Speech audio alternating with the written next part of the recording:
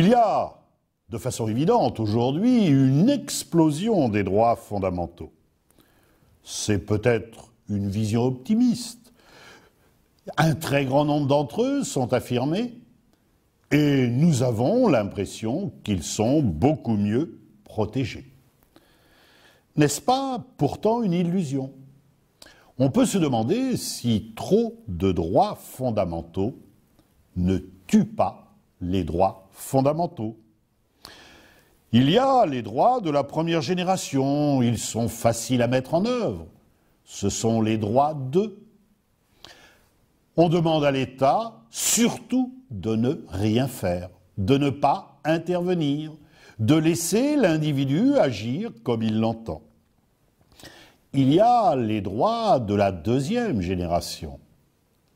Ceux-là sont différents. Ce sont des droits A, ce sont des droits créances. On demande à l'État d'intervenir, on demande à l'État d'apporter des prestations pour que les droits deviennent une réalité. Or, ces droits sont beaucoup plus difficiles à mettre en œuvre.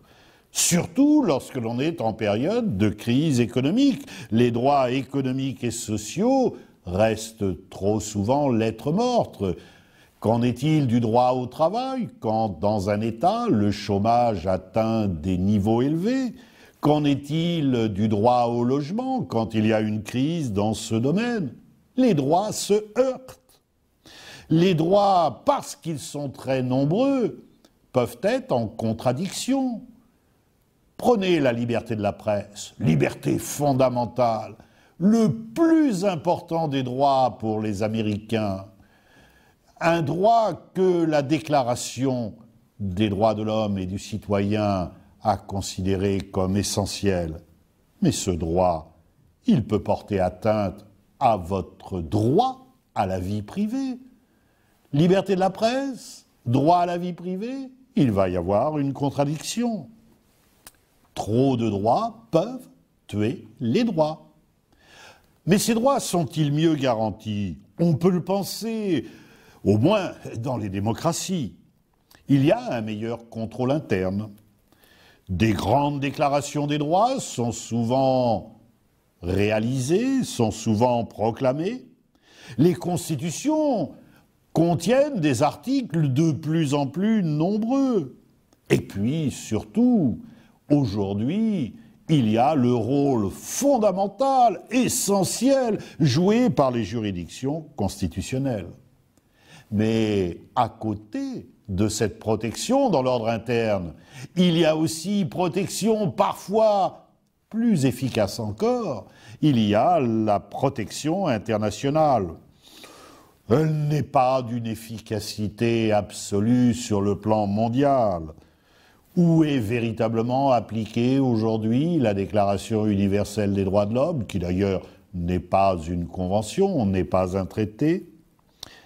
En revanche, cette protection est beaucoup plus efficace sur le plan régional.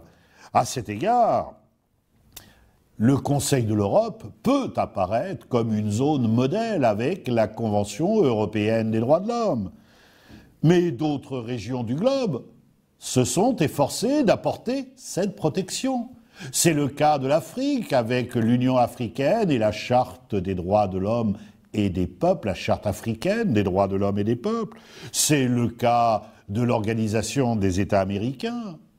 Mais il y a aussi des zones où rien n'existe, comme l'Asie. Et puis, il faut bien constater qu'il y a une grande inégalité de par le monde. Certains ont prôné une universalité des droits de l'homme. Les droits de l'homme seraient les mêmes pour tout individu, ce qui peut apparaître une évidence. La seule difficulté, c'est de se mettre d'accord sur ces droits qui doivent être reconnus à chacun. Or, là encore, on connaît des divergences, des contradictions. Prenez l'exemple de l'un des droits qui peut apparaître le plus important, celui sans lequel aucun autre droit n'existe, le droit à la vie. Et examinez la situation de la peine de mort aujourd'hui. Elle est totalement éradiquée en Europe. Elle est absente également en Amérique latine. Elle est absente en Afrique francophone ou lusophone. Mais en revanche, elle est fortement présente en Asie. Pensez à la Chine, pensez également ailleurs, aux États-Unis, en Afrique anglophone. Le monde est divisé à cet égard.